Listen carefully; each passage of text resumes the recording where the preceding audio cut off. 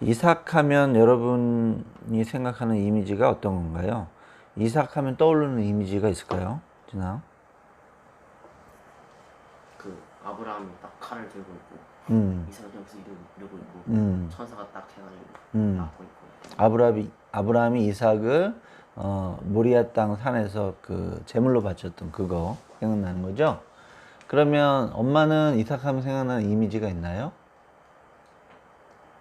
이삭의 부인을 저기 리브가를 이렇게 찾아주던 종의 모습 같은. 아브라함의 종이 리브가를 찾던 모습. 그리고 순종적이었던 것 같은 생각. 이삭이 이삭이 순종적이었다는 건 아마 지금 좀 전에 이야기한 우리 그 진아가 얘기한 그 모리아 땅에 제물로 바쳐질 때 이삭의 그 태도나 그런 것들이겠죠. 근데 이게 재밌는 게 이삭 자체의 이미지라기보다는 아브라함과 관련된 이미지라던가 또는 이삭이 나중에 이제 에서와 야곱을 낳죠.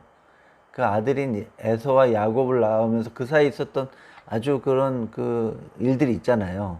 그 뭐 막 야곱이 형을 에서를 속이고 이삭도 속이고 뭐 이랬던, 그래서 쫓겨나고 하는 그런 극적인. 그러니까 이삭은 아버지 아브라함과 자녀 그 야곱 사이에 마치 끼어 있는 존재 같은 느낌이랄까? 이삭 자체가 가지고 있는 이미지가 별로 없어요, 사실은. 왜냐면 그의 인생 가운데 아버지 아브라함이나 아들 야곱 때 있었던 것과 같은 그런 드라마틱한 사건이 이삭 때는 별로 없었던 것 같아. 근데 이제 오늘 본문이 이삭이 주인공으로서 이삭이 펼쳤던 그런 어떤 이삭 고유의 이야기로서 나오는, 성경에 나오는 그런 이야기거든요. 아마 이 이야기가 이삭의 이야기로는 거의 유일한 이야기인 것 같아요. 이삭 자체가 벌였던 그런 일로는. 이삭은 사실 이스라엘 사람들이 하나님을 지칭할 때 뭐라고 지칭하냐면 아브라함과 이삭과 야곱의 하나님이라고 그렇게 지칭하거든요. 그 이야기는 뭐냐면 이스라엘 사람들이 아브라함, 이삭, 야곱을 이스라엘 민족을 형성하는 가장 최초의 조상으로 본다는 거예요. 마치 우리나라가 한국 사람은 단군의 자손이다 이렇게 얘기하는 것처럼 단군 할아버지를 시조의 원톱으로 딱 보고 그 사람만 얘기하는 것처럼 이스라엘 사람들이 우리 이스라엘 민족의 조상 딱 이야기할 때 아브라함, 이삭, 야곱 세 사람을 얘기한단 말이죠. 그만큼 이스라엘 민족의 가장 첫 번째 시조로서 이삭을 그렇게 추앙하지만 사실 이삭 자체로부터 나오는 이야기는 별로 없다는 걸 성경을 통해서 우리가 알 수가 있어요. 그러면 이삭은 그럼 어떤 사람이었을까? 아마 굉장히 안정형의 인물이었던 것 같아. 별로 도전하는 거를 썩 좋아하지 않고 기존에 있던 어떤 것들, 그 체제 속에서 그것들을 안정적으로 잘 관리하면서 살기를 원했던 사람이었던 것 같아요. 이삭의 성향이. 그러니까 별로 드라마틱한 게 없어요. 아브라함의 야곱처럼 막 그냥 도전하고 새롭게 뭔가 찾아보고 뭔가 하는 그런 스타일이 아니었기 때문에 그렇게 성경에 그렇게 드러나는 드라마틱한 얘기가 없다는 게 이삭의 특징이에요. 근데 우리가 이삭은 그러면 그런 어떤 뭐랄까 밋밋하고 별로 이렇게 바라볼 게 없는 그런 인물로 치부할 것인가? 그런 거 아닌 거라고 생각해요. 왜냐? 오늘의 본문을 보면 이삭이 가지고 있는 아주 좋은 강점이 드러나거든요. 이삭은 어떤 강점을 갖고 있는 사람이었냐면 평화를 좋아하는 사람이었어요.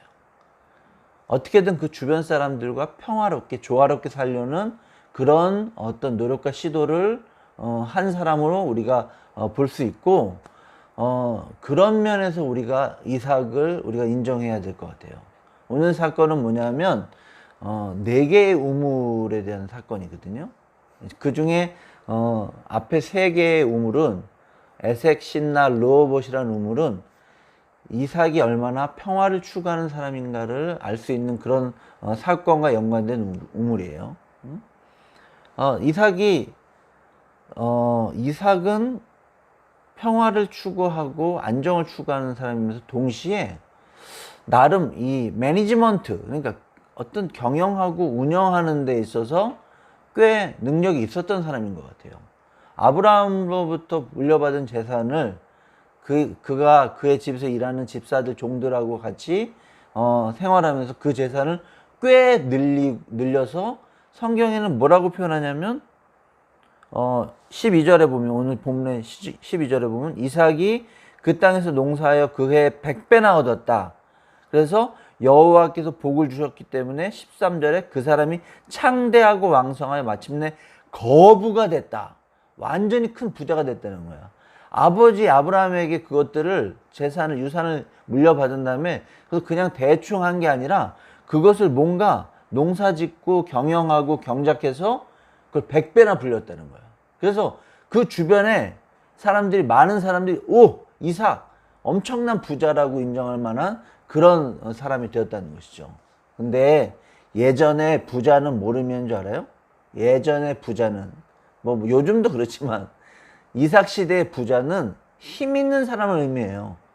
부자가 됐다는 것은, 많은 부를 소유했다는 것은 아주 강력한 파워를 가지고 있는 사람이라고 그렇게 볼 수 있다는 거예요. 그래서 어떤 일이 벌어졌냐면, 이삭 주변에 있는 사람들이, 이삭 주변에 여러 블레셋이나 또는 뭐 그랄 땅의 아비멜렉 같은 사람들이 이삭을 보고 경계하고 그 시기하고 질투하며, 혹시 저 부자가 어떤 딴 마음을 품고서 우리를 어떻게 해칠지 모르겠다 하는 그런 적개심을 불러일으키도 하는 정도의 이웃과의 관계가 됐다는 거예요.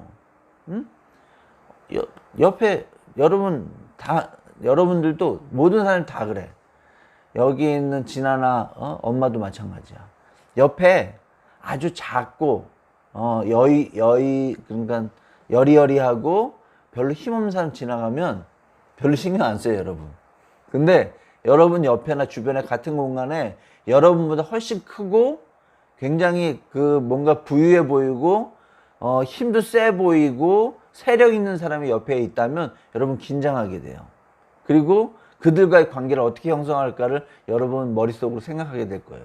근데 이삭 주변 사람들에게 그런 사람으로 인식될 정도로 부자가 되고 힘 있는 사람이 됐다는 거예요. 그래 놓으니까 옆에 있는 사람들이 이삭을 건드리기 시작했어요. 저거 그냥 주면 안 되겠는데 싶은 생각이 들었었나 봐요. 그래가지고 시비를 거는 건데, 어떤 시비를 거냐? 여러분, 이스라엘 지역의 그런 여러 가지 기후나 지리 조건이나 지형을 알죠? 거기서 살아남기 위해서 가장 핵심적으로 중요한 게 뭐예요? 물이야말로. 거기 물이 너무나도 귀한 지역이기 때문에 살아남으려면 일단 물을 확보해야 되는 곳이 그것이었어요.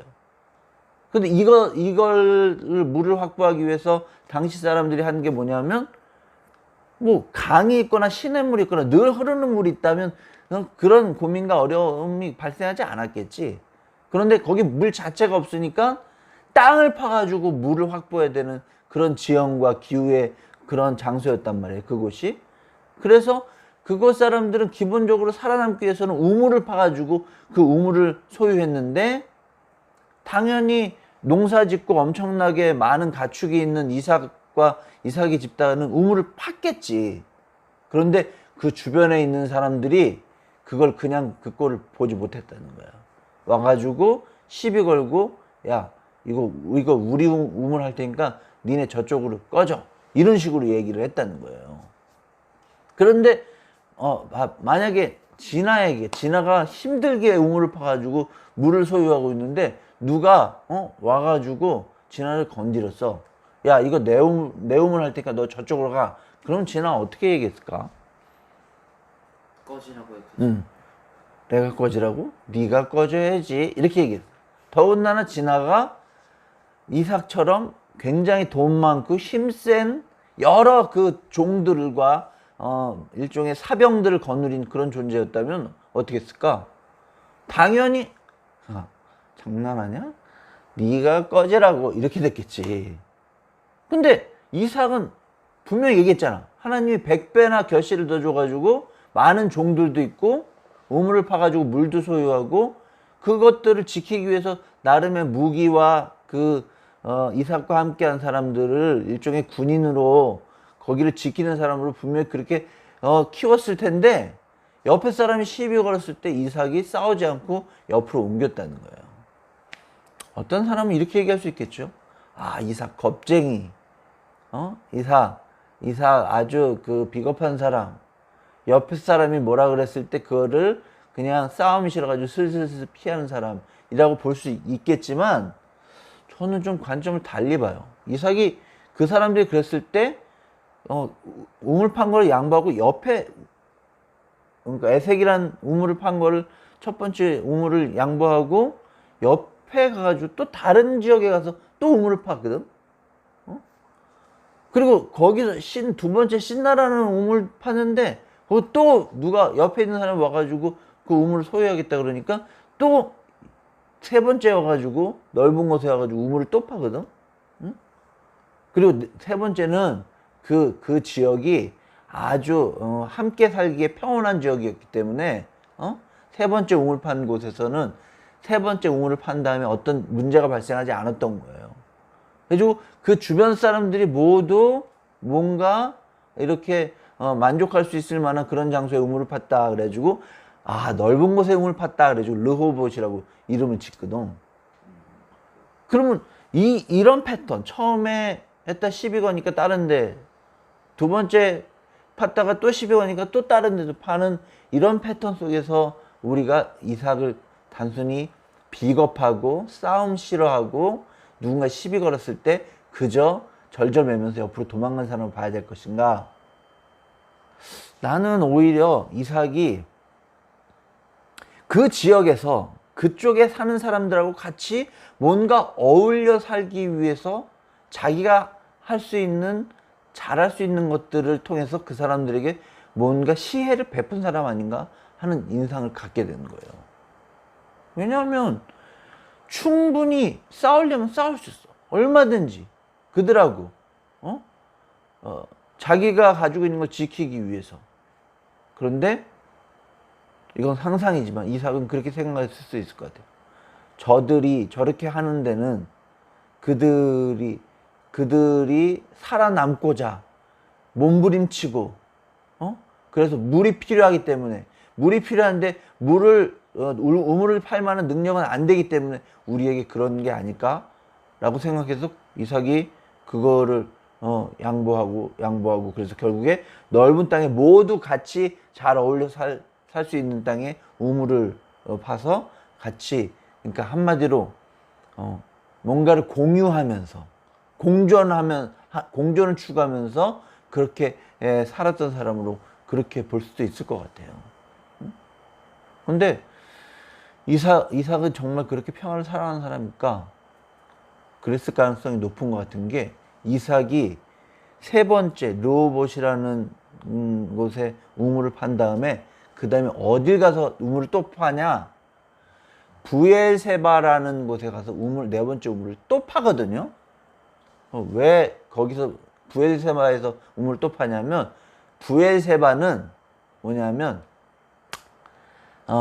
세바가, 부엘이 우물이란 뜻이고 세바가 맹세란 뜻인데, 맹세의 우물이란, 맹세를 한 걸 기념해서 거기다 우물을 파고 거기서 하나님께 예배드리고 거기서 그곳을 중심으로 어떤 동네를 형성해 가지고 이삭이 거기서 삶을 살았다는 건데, 그런 부엘세바라는 지역에 우물을 파서 그 동네를 만들었다는 걸 통해서 우리가 유추할 수 있다는 거예요. 그게 뭐냐면, 이게 왜 부엘세바 맹세의 우물을 왜 팠냐? 세 개의 우물을 판 다음에 그 주변에 있는 사람이, 아비멜렉이라는 사람이 와가지고 그 주변에 그 왕, 그쪽 지역을 다스리던 아비멜렉이 와가지고 이삭에게 와서 이렇게 얘기하는 거야.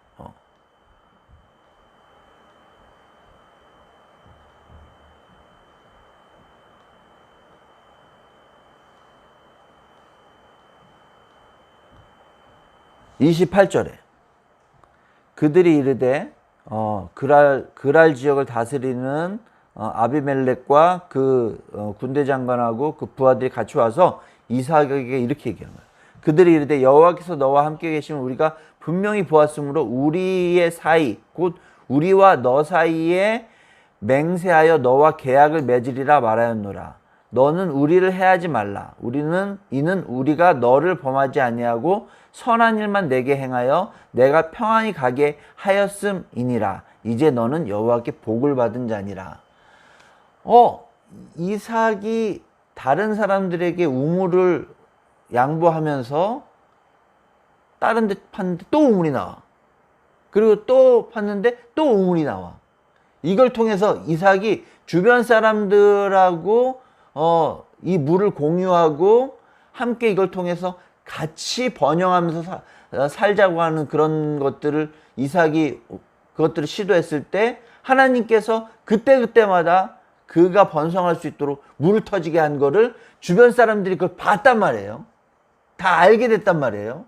그리고 그걸 통해 가지고 주변 사람들은 이삭은 하나님이 함께하는 사람이구나. 이삭이 저렇게 평화를 사랑하는 이유는 그가 하나님의 사람으로서 이 땅 가운데 평화를 유지하기를 원하는 사람이었구나 라는 거를 주변 사람들이 알고 인정하게 되었다는 그런 얘기지. 그래서 그 사람들이 가가지고 우리가 이삭을 함부로 건드리면 안 되겠다. 오히려 하나님의 사람 이삭을 통해서 우리가 크나큰 손실을 입거나 손상을 당할 수도 있겠구나 싶어가지고 오히려 그것 때문에 겁을 먹고서 이삭하고 가가지고 맹세하고 언약을 맺었다는 거예요. 그러면서 우리가 좀 전에 읽은 그 고백을 이삭에게 그 아비멜렉이 했다는 거예요. 이것들을 통해서 우리가 어떤 것들을 배울 수 있냐, 깨달을 수 있냐면 하나님으로부터 힘을 받은 사람이 어떤 태도로 삶을 살아야 될 것인가. 하나님과 관계돼서 하나님으로부터의 능력과 하나님으로부터의 지혜를 공급받은 사람이 어떤 태도로 삶을 살아야 될 것인가 하는 것들을 우리는 배울 수 있다는 거예요. 뭐냐? 그 사람들은 주변에 베풀면서 살아야 된다는 거야. 하나님께 복을 받고 하나님께 은혜 받고 하나님으로부터 사랑받음이 확실한 사람은 나 사랑받았다. 나 복을 받았다. 나 이런 사람이야. 그런 노래도 있지. 나 이런 사람이야. 까불지 마. 이런 노래도 있잖아. 그런 식으로 주변 사람들에게 으쓱으쓱하면서 자기의 그 존재를 부각시키는 게 아니라 나에게 복을 주시고 나에게 은혜를 주시고 나와 함께 하시는 그 하나님이 이 땅 가운데 평화와 공존과 사랑이 충만한 땅이 되기를 원한다는 것을 알고 하나님의 그 메시지에 입각해서 주변 사람들에게 하나님께 받은 복을 이렇게 골고루 나눠주는 그런 태도의 사람으로 살아야겠다고 결심해야 된다는 거예요. 우리 진아도 그랬으면 좋겠어요. 응? 하나님으로부터 복 받는 사람 되기를 바랍니다. 근데 그 복을 혼자만 누리지 마시고 주변에 어려운 사람, 물 없어서 목말라 하는 사람, 밥 없어서 배고파하는 사람, 돈 없어서 너무 힘들어하는 사람, 또는 하나님을 알지 못해서 너무너무 영혼을 피폐한 사람들에게 가서 나눠주라는 거예요. 그들의 그 때로는 말도 안 되는 그들의 공격성과 그들의 강자와 그들이 가지고 있는 우리를 향한 그런 어떤 그 이상한 태도들을 그냥 그 태도를 그대로 갚아주지 말고 그럼에도 불구하고 그것들을 받아줄 수 있는 그것들을 이해해 줄 수 있는 그들의 그런 것들을 포용하고 그들과 공존하는 그런 어떤 길을 새로운 길을 찾아낼 수 있는 그런 가슴 넓은 남자가 되기를 바랍니다. 그렇게 하나님 닮아서 하나님 계신 저 하늘 닮아서 파란 것들을 넓게 펼치는 그리고 물 없어서 힘들어하는 사람에게 자기가 판 우물을 양보해 줄 수 있는 그리고 그것들을 통해서 다시금 우물을 팠을 때 더 좋은 우물을 선물 받을 수 있는 하나님으로부터 선물 받을 수 있는 그런 어떤 넉넉한 마음과 정신, 그런 넉넉한 그런 평화로운 그런 태도를 가지고 있는 그런 사람으로 인생을 살아가는 그런 우리 모두가 되었으면 좋겠습니다.